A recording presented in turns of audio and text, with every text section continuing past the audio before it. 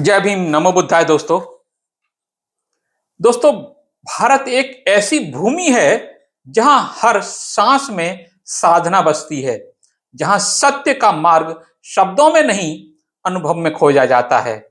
यही भूमि थी जिसने बुद्ध को जन्म दिया, और यही भूमि थी जहां सिद्धों ने धर्म को जीवन बना दिया। यह वह काल था जब चेतना का स्वरूप बदल रहा था, जब ध्यान और तंत्र, करुणा और ज्ञान एक साथ मिलकर वज्रयान बने। और उसी वज्रयान से जन्मी एक ऐसी परंपरा जिसने समाज, भाषा और दर्शन सबको रूपांतरित कर दिया। और यह है भारत के सिद्धों की कहानी। 84 सिद्धों की वह यात्रा जिन्होंने भीतर के बुद्ध को जगाया और संसार को नया प्रकाश दिया। आइए चलें साथ उस यात्रा पर जहां अनुभव धम्म बन गया, धर्म बन गया और मानव चेतना ने पाया अपना चरम स्वरूप। यह है वज्रयान और सिद्ध परंपरा। अवर प्राइड हमारा गौरव प्रस्तुत करता है वज्रयान और सिद्ध परंपरा, भारत की गूढ़ चेतना का पुनर्जागरण। बुद्ध से वज्रयान तक, इसको हम 3 भागों में पूरा करेंगे। इसको विस्तार से देंगे तभी वो समझ में आएगा। ये जो टॉपिक है इसको हम 3 भागों में पूरा करेंगे। तो पहला भाग है बुद्ध से वज्रयान तक, चेतना के नव जागरण की भूमिका। भारत की भूमि सदा से साधना की भूमि रही है, जहां आत्मा और परमात्मा के बीच कोई दीवार नहीं, बस जागृति का एक क्षण चाहिए और मनुष्य बुद्ध बन जाता है।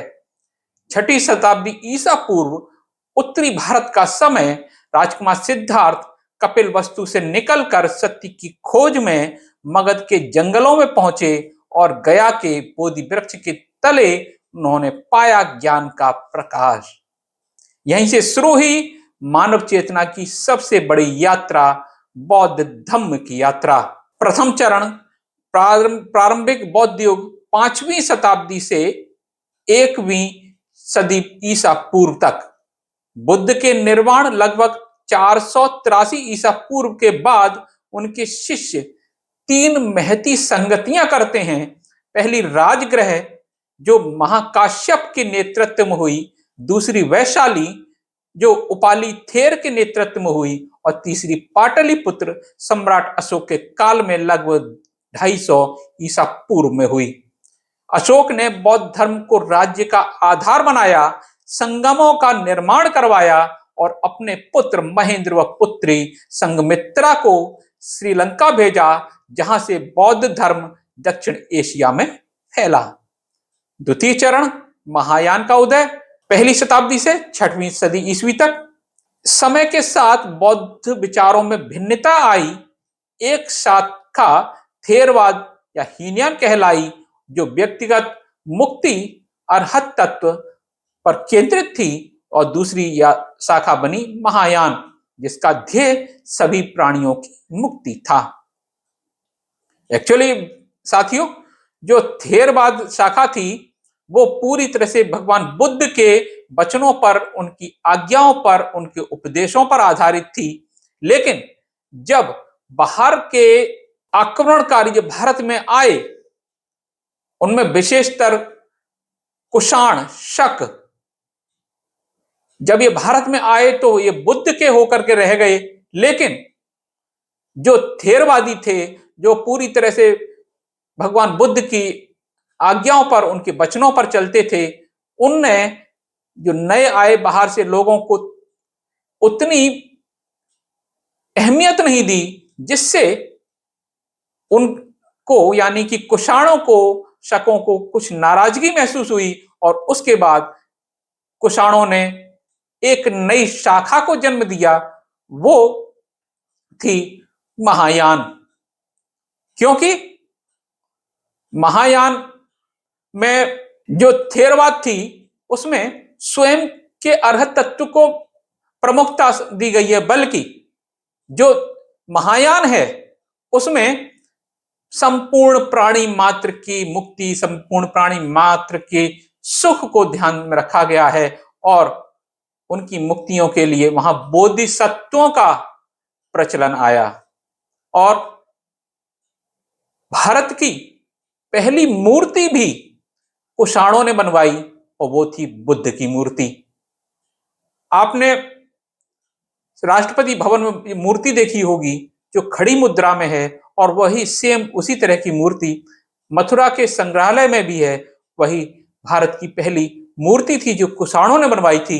दोस्तों, बुद्ध जो शब्द है उसी का बिगड़ा हुआ रूप है बुद्ध, क्योंकि भारत में सबसे पहली मूर्ति बुद्ध की बनी थी। जो अरबी लोग हैं उनने उसको अपभ्रंश करके बुद्ध कर दिया और बुद्ध का मतलब मूर्ति हो गया। तो दोस्तों, ये बुद्ध शब्द बुद्ध से आया। तो दोस्तों, आगे चलते हैं। जो दूसरी शाखा बनी महायान, इसमें कुषाणों ने या दूसरे जो बाहर के आक्रमणकारी आए, उनने जहां से वो आए थे वहां के जो देवी देवता थे उनको भी इसमें शामिल कर दिया, उनको भी बोधिसत्व का दर्जा दे दिया, उनकी भी मूर्तियां बनवा दी, जिसका महायान का ध्येय था सभी प्राणियों की मुक्ति। महायान का केंद्र रहा करुणा और प्रज्ञा यानी ज्ञान। नागार्जुन दूसरी सदी ईस्वी ने मूल माध्यमिक कारिका में शून्यता का सिद्धांत प्रस्तुत किया। उन्होंने कहा, ना कुछ उत्पन्न होता है और ना कुछ नष्ट होता है, ना कुछ स्थायी है ना कुछ भिन्न है, सब कुछ शून्य है और वही परम सत्य है। महायान ने ध्यान सूत्र बोधिसत्व आदर्श को आध्यात्मिक जीवन का केंद्र बना दिया, किंतु धीरे धीरे यह परंपरा भी शास्त्रों और बहसों में सीमित होने लगी। तीसरा चरण आया वज्रयान का उद्भव 6वीं से 7वीं शताब्दी ईस्वी में। 6वीं से 7वीं शताब्दी में भारत का वातावरण बदल रहा था। गुप्त साम्राज्य के पतन के बाद स्थानीय राजवंश उभर रहे थे। बंगाल में गौड़, बिहार में मगध और उत्तर में कश्मीर की संस्कृतियां आपस में मिल रही थीं। उसी समय नालंदा विश्वविद्यालय ज्ञान का केंद्र बना, जहां हजारों भिक्षु, आचार्य और योगी अध्ययन करते थे। इन्हीं बौद्ध विश्वविद्यालयों में एक नई साधना पद्धति जन्मी जो न केवल विचार बल्कि अनुभव पर आधारित थी, और वह थी वज्रयान बौद्ध धर्म। वज्रयान क्या था? वज्र जो अटूट है, अविनाशी है, इसको डायमंड भी कहा जाता है क्योंकि डायमंड कठोर होता है। यान यानी मार्ग या वाहन, अर्थात ऐसा मार्ग जो अडिग है, जो सीधे अनुभव तक पहुंचता है। वज्रयान का मूल उद्देश्य था कि इस जीवन में ही बुद्धत्व की प्राप्ति होना। इसने महायान की करुणा और शून्यता को भारतीय योग और तांत्रिक साधना के साथ जोड़ा। वज्रयान ने कहा, बुद्ध कहीं बाहर नहीं, हर जीव में है। उसे जागृत करने के लिए शरीर ही साधन है और मन ही मंदिर है। नालंदा विश्वविद्यालय तंत्र का केंद्र था। इसकी स्थापना 5वीं शताब्दी सम्राट कुमार गुप्त के द्वारा हुई। विक्रमशिला विश्वविद्यालय, इसकी स्थापना 8वीं सदी में हुई, राजा धर्मपाल के द्वारा हुई। नालंदा में विद्वानों की संख्या 10,000 से अधिक थी, जहां साधना के 3 प्रमुख विद्यालय थे, दर्शन और तर्कशास्त्र, दूसरा ध्यान और योग, और तीसरा तांत्रिक वज्रयान। नालंदा के आचार्यों में प्रमुख नाम हैं शांतरक्षित जो 8वीं सदी में थे, कामलशील जो 740 से 795 ईस्वी तक रहे, पद्मसंभव 740 से 820 ईस्वी तक रहे। पद्मसंभव को वज्रयान का प्रचारक कहा गया, जिन्होंने 774 ईस्वी में तिब्बत में संयोग और तंत्र की परंपरा स्थापित की। गुह्य तंत्र और तांत्रिक प्रणाली, वज्रयान साधना के प्रमुख ग्रंथ थे। पहला था गुह्य समाज तंत्र जो 6वीं शताब्दी में लिखा गया, तांत्रिक ध्यान का आधार बना। दूसरा हिवज्र तंत्र जो 8वीं सदी में था, महामुद्रा साधना का वर्णन जिसमें है। तीसरा चक्र संवर तंत्र जो 9वीं शताब्दी में है, योगिनी और शक्ति के मेल की साधना।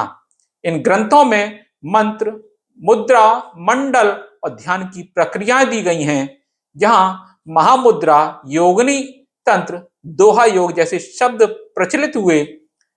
पाल वंश यानी वज्रयान का स्वर्ण योग 750 से 1174 ईस्वी तक। पाल वंश ने बौद्ध धर्म को न केवल संरक्षण दिया बल्कि उसे जन जीवन से जोड़ा। गोपाल 750 से 770 ईस्वी तक पाल साम्राज्य के संस्थापक थे। उन्होंने नालंदा और विक्रमशिला का पुनर्निर्माण करवाया। धर्मपाल 770 से 809 ईस्वी तक नालंदा को एशिया का महान विश्वविद्यालय बनाया। वहीं से वज्र का प्रसार तिब्बत, भूटान, नेपाल तक हुआ।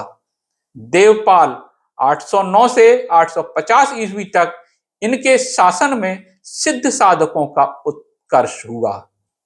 जो सिद्ध की बात करते हैं, सिद्धों की, वो देवपाल राजा के समय में उनका उत्कर्ष हुआ। इसी समय सिद्ध परंपरा का जन्म हुआ। ध्यान दीजिए दोस्तों, सिद्ध परंपरा का जो जन्म हुआ वो 809 ईस्वी से लेकर 850 के बीच हुआ, जब राजा देवपाल का शासन था। सिद्ध परंपरा का जन्म 8वीं सदी के उत्तरार्ध में वज्रयान ने जब साधना को अनुभव का मार्ग बनाया तो उसके भीतर से ऐसे योगी निकले जिन्होंने ग्रंथों से परे जाकर सीधे जीवन को साधना बना लिया। ये थे सिद्ध। सिद्ध का अर्थ है जिसने सिद्धि प्राप्त की हो, जो मन, शरीर और चेतना पर नियंत्रण पा चुका हो। इनमें से कई पूर्व भिक्षु थे, कई गृहस्थ, कई कारीगर या किसान थे। इनकी साधना मठों में नहीं बल्कि खेतों, बाजारों और नदी किनारों पर होती थी। उन्होंने कहा, ज्ञान शास्त्रों में नहीं कर्म में है, धर्म मंदिर में नहीं मन में है। सिद्ध परंपरा का दार्शनिक आधार क्या था? सिद्ध परंपरा ने चार मूल विचारों पर अपना दर्शन रचा। पहला था शून्यता, सब कुछ क्षणिक और परस्पर निर्भर है। दूसरा बोधिचित्त, केवल अपनी नहीं अपनी मुक्ति की भावना। बोधिचित्त, केवल अपनी नहीं सबकी मुक्ति की भावना। तीसरा योग, शरीर ही ध्यान का उपकरण है। चौथा अनुभव, गुरुवाणी से अधिक सत्य स्वयं की अनुभूति है। 8वीं सदी के अंत से लेकर 12वीं सदी तक भारत के पूर्वी भाग, बंगाल, उड़ीसा, बिहार, असम में सिद्धों की साधना की परंपरा फैल गई। उनकी रचनाएं चर्यापद कहलाईं, जिन्हें अपभ्रंश और पुरानी भाषा में लिखा गया। इन गीतों में ज्ञान, योग और सामाजिक समानता का संदेश था। उदाहरण, मछली पकड़नी हो तो जल में उतरना ही होगा, लुइपा का प्रतीकात्मक कथन था। इसका अर्थ था ज्ञान बिना अनुभव के नहीं मिलता। पाल वंश के अंत में नई लहर, 11वीं शताब्दी में पाल शासन कमजोर हुआ। इसके बाद सेन वंश 1070 से 1230 ईस्वी में आया, जिसके दौरान तुर्क आक्रमण हुए। 1193 ईस्वी में नालंदा जलाया गया और 1200 ईस्वी में विक्रमशिला भी नष्ट हुआ। सिद्धों और भिक्षुओं ने भारत से पलायन किया और अपनी साधना नेपाल, भूटान और तिब्बत ले गए। वहीं वज्रयान और सिद्ध परंपरा ने नया जीवन पाया। भारत की धरती पर यह वह युग था जब धर्म केवल उपासना नहीं बल्कि जीवन का अनुभव था। जहां मंदिर नहीं, मन साधना का केंद्र था। जहां ग्रंथ नहीं, अनुभव सत्य था। यही था वज्रयान का हृदय और सिद्ध परंपरा का बीज। सिद्धों का स्वर्ण युग 8वीं से 12वीं सदी तक, अनुभव, साधना और सामाजिक क्रांति। भारत के पूर्वी भाग में गंगा ब्रह्मपुत्र के मैदानों में एक नई चेतना फैल रही थी। गांव-गांव में ऐसे योगी दिखाई देते थे जो मठों में नहीं, जीवन के बीच में साधना करते थे। ये थे 84 सिद्ध, बुद्ध की करुणा के वारिस और भारतीय तंत्र योग परंपरा के साधक। जरा 84 सिद्धों का परिचय प्राप्त करते हैं। इतिहासकार डेविडसन 2002 और सैमुअल 2008 बताते हैं कि 8वीं से 12वीं सदी के बीच सिद्धों की परंपरा सबसे सक्रिय रही। यह समय था जब पाल वंश के संरक्षण में वज्रयान का तांत्रिक स्वरूप अपने चरम पर था। सिद्धों की कुल संख्या 84 मानी जाती है, जिनमें 80 पुरुष और 4 स्त्रियां थीं। प्रत्येक ने एक विशिष्ट मार्ग दिखाया। किसी ने योग से, किसी ने तंत्र से, किसी ने गीत से, किसी ने कर्म से। पहले बात करते हैं सरैपा यानी अनुभव का कवि। लगभग 769 ईस्वी में सरैपा, जिन्हें सरहपाद या सरीपा कहा जाता है, राजा धर्मपाल 770 से 809 ईस्वी के समय जब वो जीवित थे, वे नालंदा विश्वविद्यालय के विद्वान भिक्षु थे। पर जब कर्मकांड से ऊब गए तो उन्होंने मठ छोड़ दिया और गांव-गांव घूमकर साधना करने लगे। उनकी प्रसिद्ध रचना दोहा कोश कहलाती है। उन्होंने लिखा है, मंदिर ढूंढे पंडित, मन में रहा बुद्ध छिपा, जो भीतर झांके वही, बाकी सब तृष्णा में लिपटा। सरैपा ने धर्म को अनुभव से जोड़ दिया। उन्होंने कहा, शब्दों से मुक्ति नहीं अनुभव से होती है। उनकी साधना ने ब्राह्मणवादी व्यवस्था पर प्रहार किया। वे कहते हैं, जाति नहीं कर्म महान है, बुद्ध हर हृदय में है। लुइपा, उनकी बात करते हैं। मछुआरे योगी इनको कहा जाता है। लगभग 773 ईस्वी में थे। लुइपा सरैपा के शिष्य माने जाते हैं। उन्होंने जीवन का अधिकांश समय उड़ीसा के तटीय क्षेत्रों में बिताया। उन्होंने मछुआरों के साथ रहते हुए मत्स्य योग साधना विकसित की। उनका प्रसिद्ध कथन था, जल में उतरे बिना मछली न मिले, ध्यान में उतरे बिना ज्ञान न मिले। उनका आशय था, साधना केवल विचार नहीं, स्वयं में उतरने का साहस है। लुइपा की कविताएं चर्या पद में शामिल हैं। उनकी भाषा अपभ्रंश बंगाली थी, जो बाद में आधुनिक बांग्ला की नींव बनी। अगले हैं सबरपा यानी वनवासी योगी। लगभग 780 ईस्वी। सबरपा का जन्म नेपाल बिहार सीमा के वनांचल में हुआ। उन्होंने साधना को प्रकृति से जोड़ा। उनका विश्वास था, जिसने वन की नीरवता सुनी वही सत्य सुन सकता है। सबरपा ने वज्र योग और योग चक्र नामक ग्रंथ लिखे। उन्होंने ध्यान को शरीर मन प्रकृति की एकता कहा। अगले हैं कण्हेपा यानी कृष्णाचार्य। लगभग 820 ईस्वी में कण्हेपा या कृष्णाचार्य तंत्र योग के महान आचार्य थे। उन्होंने शरीर को साधना का उपकरण कहा, त्याग का विषय नहीं। उनका कथन था, जो शरीर को छोड़ता है वह परम सत्य से विमुख है। उन्होंने कुंडलिनी योग और इडा पिंगला सुषुम्ना नाड़ियों का विज्ञान समझाया। उनकी कण्हपाद गीतिका आज भी तिब्बती वज्रयान में अध्ययन की जाती है। अगले हैं डोम्बिपा, समानता के प्रतीक। 840 ईस्वी में थे। डोम्बिपा बंगाल के गौड़ क्षेत्र में रहे। उनकी साधना समाज सुधार से जुड़ी थी। वे कहते थे, ब्राह्मण शूद्र में अंतर नहीं, सबका रक्त एक रंग का है। उन्होंने डोम्बी गीतिका में लिखा, जो नाचता है वही ध्यान में है, जो कर्म करता है वही ध्यान में है। उनकी साधना लोक जीवन से जुड़ी थी। वे कहते थे कि ध्यान केवल मौन में नहीं, कर्म में भी संभव है। विरूपा गूढ़ तांत्रिक साधक 9वीं शताब्दी में थे।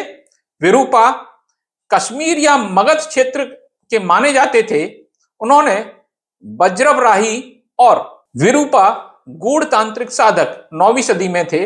विरूपा कश्मीर या मगध क्षेत्र के माने जाते हैं। उन्होंने वज्रवराही साधना और योगिनी तंत्र की स्थापना की। उनकी एक कथा प्रसिद्ध है। उन्होंने एक बार सूर्य को रोक दिया ताकि उनका शिष्य ध्यान पूर्ण कर सके। यह कथा प्रतीकात्मक थी। ध्यान की शक्ति समय को रोक सकती है। अब बात कर लेंगे कुछ महिला सिद्धों की।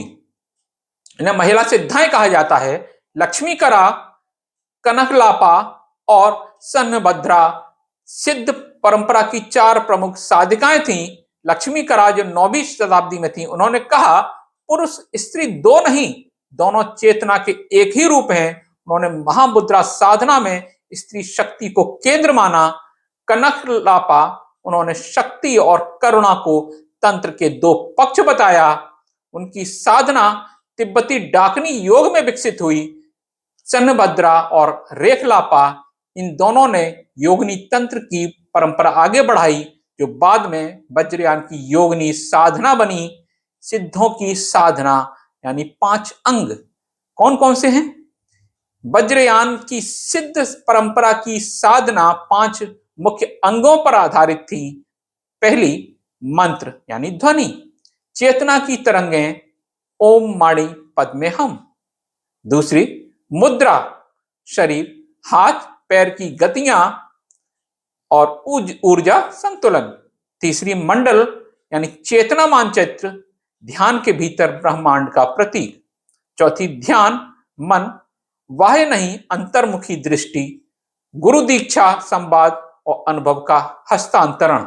सिद्धों ने कहा, गुरु कोई व्यक्ति नहीं है, वह तुम्हारे भीतर की जागृति है।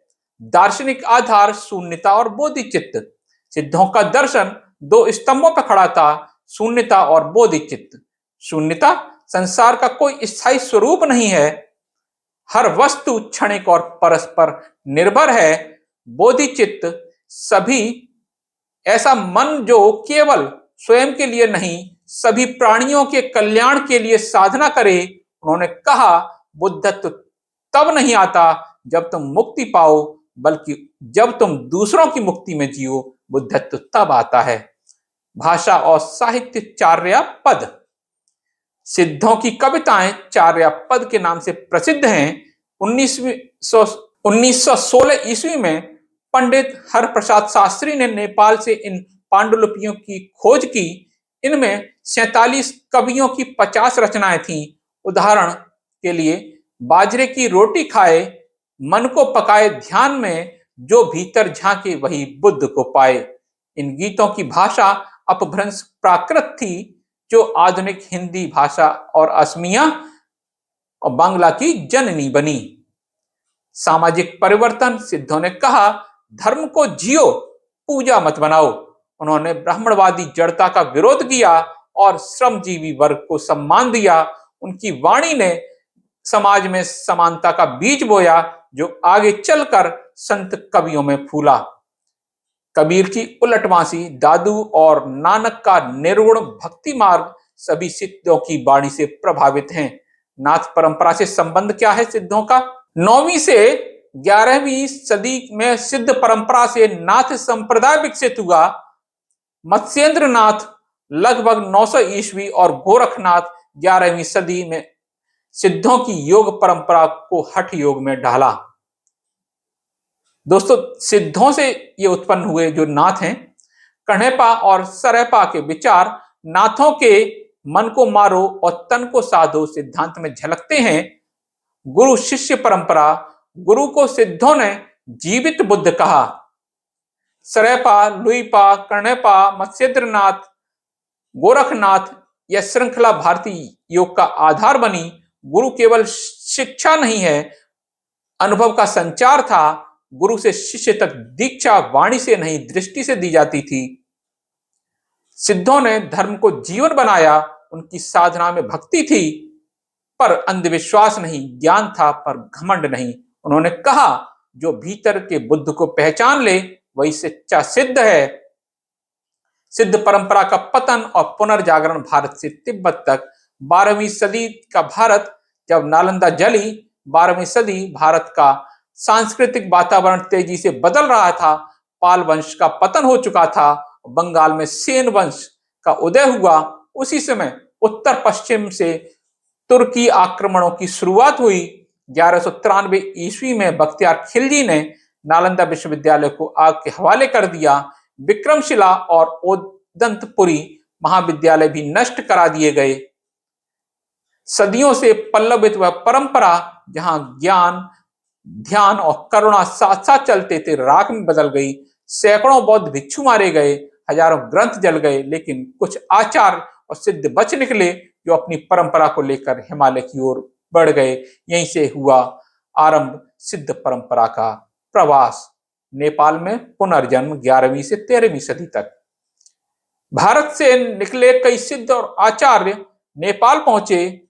ललितपुर, भक्तपुर और काठमांडू घाटी में, जहां उन्होंने स्थानीय शिल्पकारों और वैद्य परिवारों का संरक्षण मिला।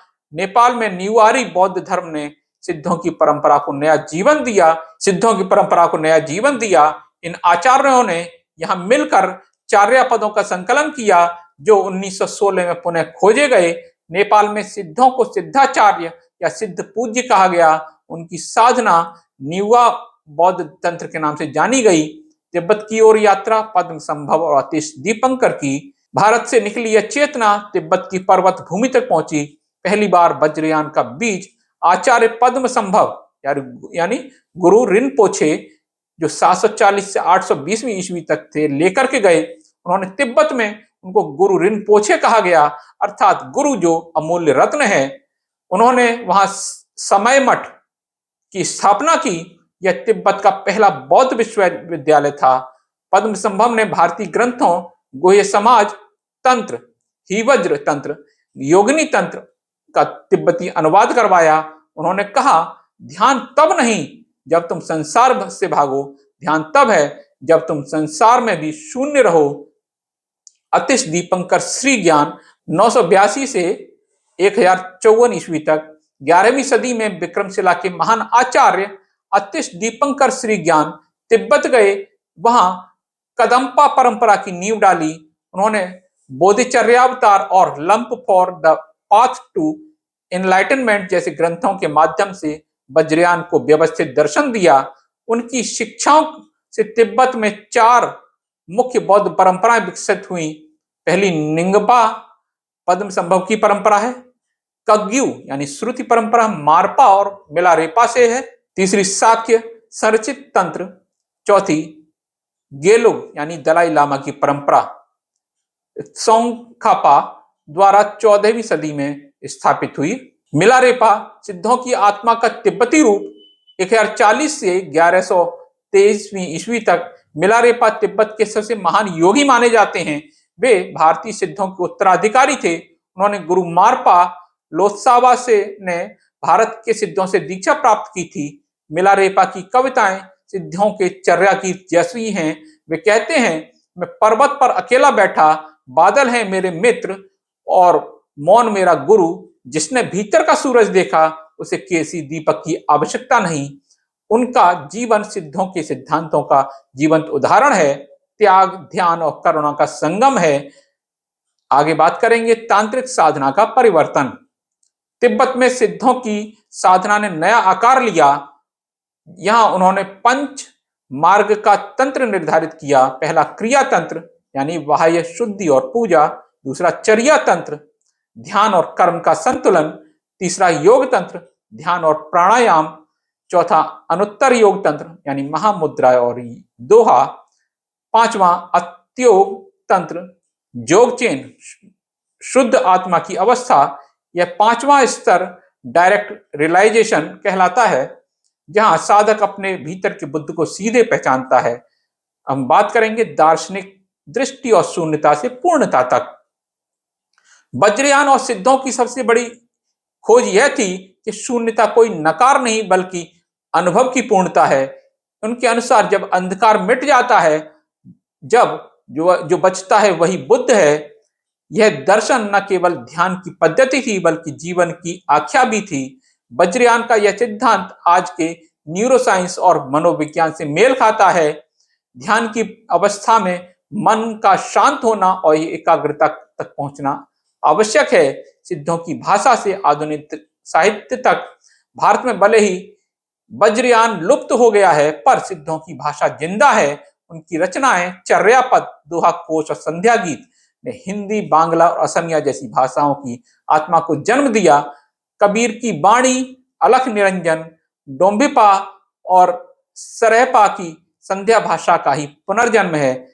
रैदास, दादू, नानक की भक्ति में वही सिद्धों की करुणा और समानता झलकती है। सिद्ध परंपरा का सार क्या है? धर्म और समाज का संगम। सिद्धों ने कहा, धर्म का अर्थ समता है और साधना का अर्थ जागरूकता है। उन्होंने कभी भी धर्म को संप्रदाय नहीं बनाया। उनके लिए हर मनुष्य एक साधक था, हर कर्म एक ध्यान था। उनकी दृष्टि में बुद्धत्व कोई आदर्श नहीं बल्कि हर व्यक्ति के अंदर सोया हुआ सत्य था। आधुनिक अर्थ, आज के युग में सिद्धों की प्रासंगिकता क्या है? 21वीं सदी का मनुष्य तकनीक में निपुण है पर मन भटका हुआ है। सिद्धों का संदेश पहले से कहीं अधिक महत्वपूर्ण है। वे कहते हैं ज्ञान तभी सार्थक है जब वह करुणा बने, ध्यान तभी सफल है जब समाज में प्रेम फैलाए। आज के समय में जब धर्म विभाजन का कारण बन जाता है, सिद्ध परंपरा हमें याद दिलाती है धर्म का मूल है अनुभूति, न कि पहचान। अंतिम संदेश बुद्ध का, सिद्धों की वाणी आज भी कहती है बुद्ध मंदिर में नहीं मन में है। जब मन शांत हो जाए वही निर्वाण है। सरेपा का दोहा, जो भीतर बोध को न जाने वो शास्त्रों में व्यर्थ भटके, जो भीतर जागा हुआ वह सिद्ध हुआ।